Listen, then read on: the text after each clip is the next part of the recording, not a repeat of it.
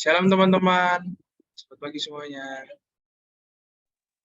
Shalom. Shalom. Ya, di sini kita mau diskusi yang sudah dikasih pertanyaan sama Bu Murni kemarin. Nah, sebelum kita masuk ke diskusi kali ini, mari kita berdoa. Dalam nama Tuhan Yesus, ya Tuhan, terima kasih untuk berkat pada hari ini, ya Tuhan. Ya Tuhan Yesus, berkati diskusi kami dari awal di tengah hingga akhir. Semoga hasil diskusi kami memberikan sebuah jawaban yang sudah dipertanyakan oleh pemikir, ya Tuhan. Ya Tuhan Yesus, semoga Engkau memberikan kami pencerahan dari awal hingga tengah hingga akhir. Tuhan Yesus, ya teman-teman, mari kita memulai diskusi kali ini, yaitu apa yang sudah dipertanyakan sama Murni tentang setujukah kalian jika masturbasi dianggap sebagai salah satu aktivitas seksual yang sehat untuk mengendalikan dorongan seksual? Lalu apa alasannya? Kira-kira dari teman sekalian ini, setujukah kalau misalnya ada alasan seperti itu? Kalau misalnya dari aku sendiri setuju apabila ini kegiatan masturbasi itu disambungkan dengan kegiatan yang masuk ke kesehatan, ya teman-teman. Jadi kalau misalnya kita mengenali dahulu masturbasi atau onani itu apa sih. Jadi kalau masturbasi dan onani itu menjadi hal yang tabu sebab bersangkutan dengan kehidupan seks manusia yang tidak bisa serta-merta masuk di pembahasan masyarakat. Jadi kalau menurut Bukaro tahun 2005 itu, masturbasi merupakan kegiatan seks seseorang yang membuat kontak seperti menggesek-gesekkan kemaluannya dengan tangan hingga mencapai proses ejakulasi yang memiliki tujuan utama sebagai aktivitas untuk memenuhi kepuasan naluri nafsu manusia. Seperti itu. Nah, terus masturbasi ini memiliki manfaat menurut kedokteran. Yang pertama, dapat mengurangi stres dan memperbaiki suasana hati. Kedua, mengurangi nyeri karena menghasilkan hormon serotonin, dopamin, dan endorfin. Ketiga, memperbaiki kualitas tidur. Keempat, meningkatkan gairah seksual. Kelima, mengatasi ejakulasi dini. Keenam, mengurangi risiko adanya kanker prostat. Ketujuh, mengurangi rasa keluhan dan kehamilan. Nah, jadi kalau dari aku setuju apabila masturbasi menjadi salah satu aktivitas seksual yang memberikan manfaat bagi tubuh, namun dengan kuantitas yang dimaklumkan, seperti itu. Jadi menurut Bararah tahun 2010 itu menjelaskan intensitas yang dilakukan masturbasi itu paling normal 2-3 kali dalam seminggu atau 12 kali dalam sebulan. Nah, jika dilakukan sesuai dengan dianjurkan, maka masturbasi menjadi aktivitas yang baik. Jadi gimana teman-teman? Aku izin masuk ya. Oke. Kalau menurutku, aku juga setuju, tapi dengan catatan tahu batasannya gitu loh. Jadi tidak menjadi kecanduan kayak gitu. Menurutku kayak gitu. Ya, gimana yang lain? Kalau dari aku setuju, soalnya kan kalau kita melakukan masturbasi, kalau misalnya kita mendapatkan kepuasan, terus kepuasannya itu bisa membuat kita rasa lebih tenang dan mengurangi stres. Asal dilakukan dengan ukuran yang sewajarnya dan tidak berlebihan. Ya kalau dari aku setuju karena para remaja itu lebih mending melakukan masturbasi dibandingkan melakukan seks bebas yang dapat membahayakan terjerang penyakit seperti HIV dan juga kehamilan.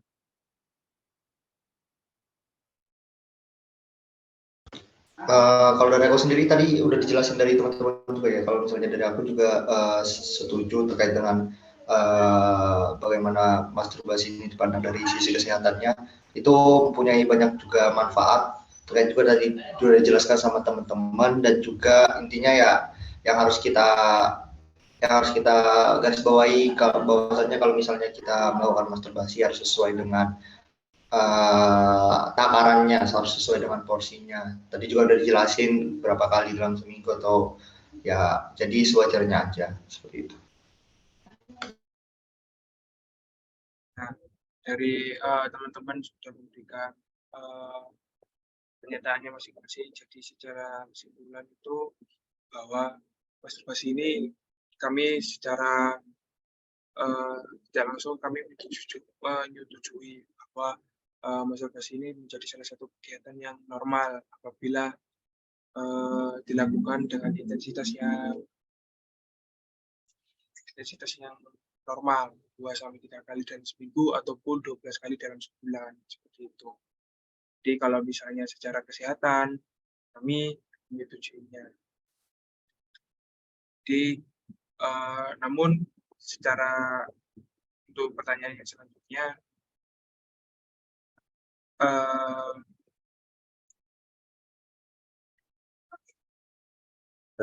jadi apakah pacaran itu secara alkatabiah? Jadi pertanyaan dari Bunur.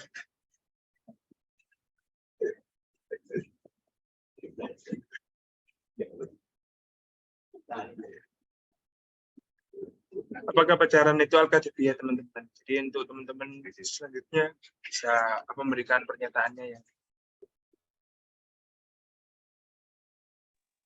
Mungkin aku mau izin jawab dulu. Jadi kalau menurutku pacaran itu alkitabiah atau enggak, menurutku enggak. Soalnya Tuhan nggak menjelaskan secara langsung di Alkitab itu nggak ada, Allah tidak pernah menjelaskan tentang hal berpacaran. Tapi Allah itu ada menjelaskan tentang persahabatan, yang dimana dari persahabatan lawan jenis kayak pria dan wanita itu tuh dapat bersahabatan. Nah, melalui persahabatan itu ntar kan kita memberikan kasih kepada sahabat kita.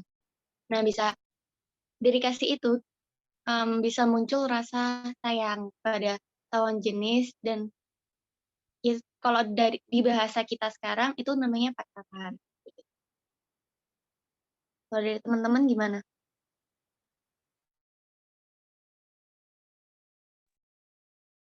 Ya, mungkin dari aku dulu ya. Jadi seperti yang kita ketahui itu benar apa yang dikatakan Rupiah, bahwa di dalam Alkitab itu tidak menjelaskan bahwa adanya pacaran.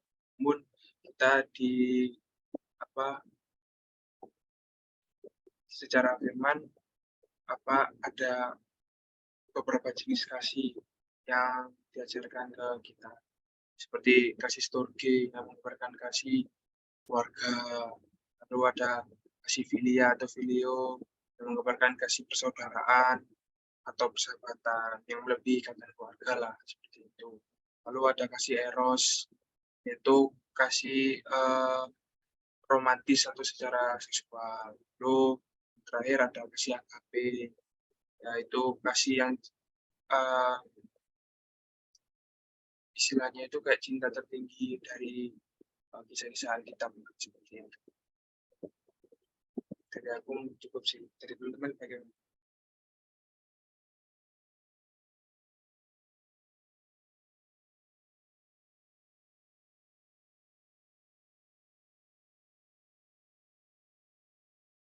Oke, mungkin dari aku ya tambahan sedikit, bukan nggak tambahan sih, lebih ke menyempurnakan sih. Tadi juga udah dijelasin kan terkait misalnya apakah pacaran itu alkitabiah. Kalau misalnya kita menilik sedikit tentang ayat-ayat atau firman-firman Alkitab, itu tidak ada ayat-ayat yang membahas terkait dengan pacaran secara eksplisit, tapi terkait dengan hal tersebut kita disinggung terkait dengan persahabatan antara lawan jenis. Jadi tadi sudah dijelaskan juga dari teman-teman. Mungkin menurut saya ya seperti yang dijelaskan oleh teman Filia tadi. Kalau misalnya kalau menurut saya itu pacaran itu tidak alkitabiah seperti itu.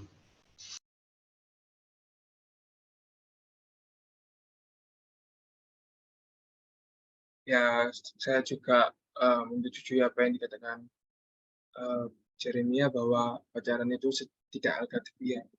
Sebab yang diajarkan itu tidak seperti itu di dalam. Nah, coba untuk selanjutnya, jika kita sudah memberikan kesimpulan kita tidak setuju bahwa pacaran itu tidak alkitabiah, maka bagaimana pandangan Alkitab tentang pergaulan di era sekarang ataupun zaman sekarang?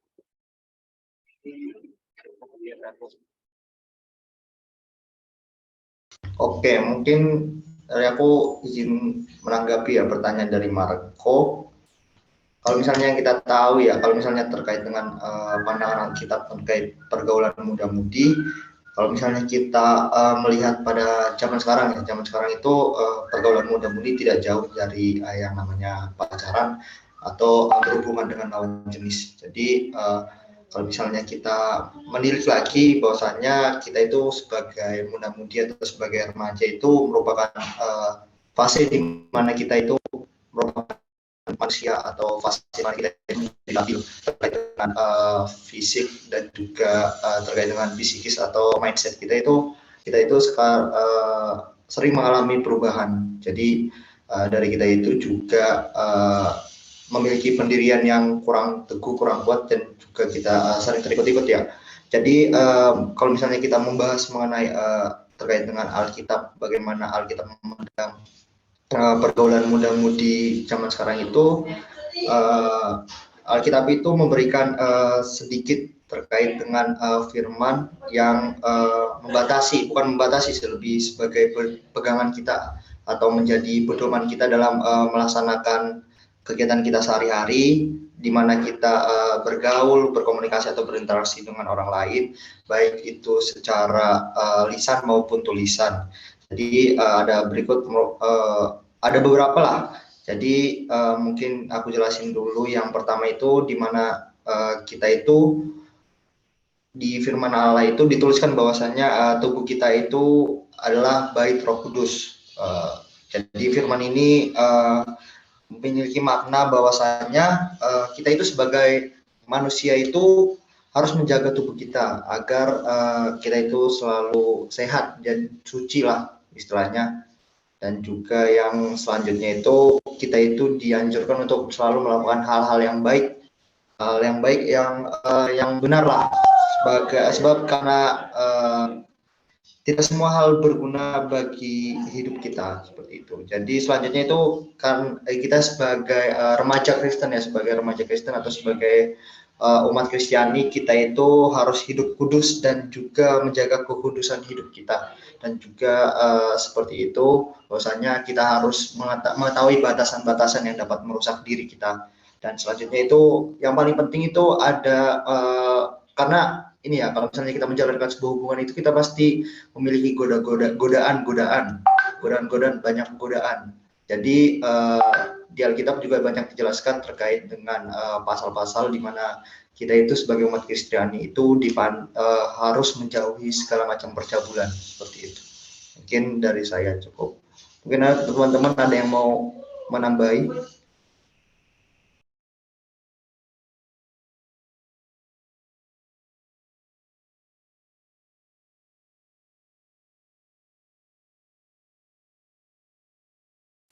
Sama aku izin masuk ya. Jadi aku setuju sih sama Jeremy tadi yang waktu Jeremy bilang hidup kudus dan menjaga hidup kudus tuh kan zaman sekarang tuh kan pacarannya anak muda-mudi itu kan banyak yang gak sehat. Ada juga yang jadi toksik, ada juga yang jadi kecanduan. Kan banyak banget kan hal-hal yang kayak gitu. Nah, zaman sekarang buat mengkontrol diri itu tuh perlu banget. Jadi kita perlu menjaga kekudusan kita. Jadi terus kita juga perlu untuk hidup lebih dekat lagi. Thank you. Ya, dari pernyataannya teman-teman mungkin ada tambahan. Jadi ya mungkin aku mau nambahin sedikit. Seperti yang kita ketahui, pergaulan muda-mudi sekarang itu sangat jauh sekali sama apa yang sudah difirmankan oleh Alkitab. Jadi pergaulan muda-mudi sekarang itu tidak baik lah secara keseluruhan, namun tidak secara menyeluruh. Jadi kita sebagai muda-mudi itu harus mengingatkan satu sama lain dari dari pergaulan kita. Kita harus menjaga etika kita harus menjaga sopan santun kita seperti itu. Mungkin yang teman-teman ada tambahan. Jika memang nggak ada, mungkin kita cukupkan lah diskusi kali ini. Kan pertanyaan-pertanyaan dari Oki sudah terjawab semua.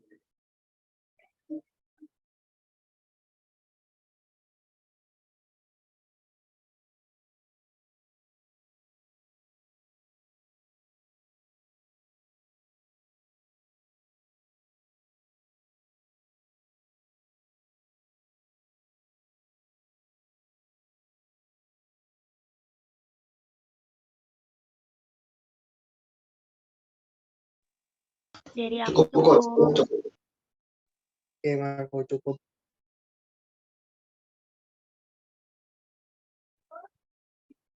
Oke. Dan mungkin dari teman-teman sudah memberikan pernyataannya masing-masing, dan hasil diskusi dari kita ini akan dihimpun bersama teman-temannya. Jadi mungkin itu diskusi pada hari ini. Sebelumnya mari kita berdoa.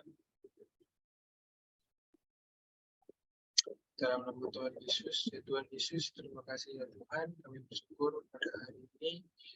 Tuhan, Kau telah menemani kami dari awal, tengah, hingga akhir dalam diskusi kali ini. Semoga diskusi kali ini memiliki manfaat dan juga mendapatkan manfaat bagi kita semua. Dan semoga teman-teman yang melihat apa yang kami diskusikan paham dan juga memberikan dampak yang efektif ya Tuhan.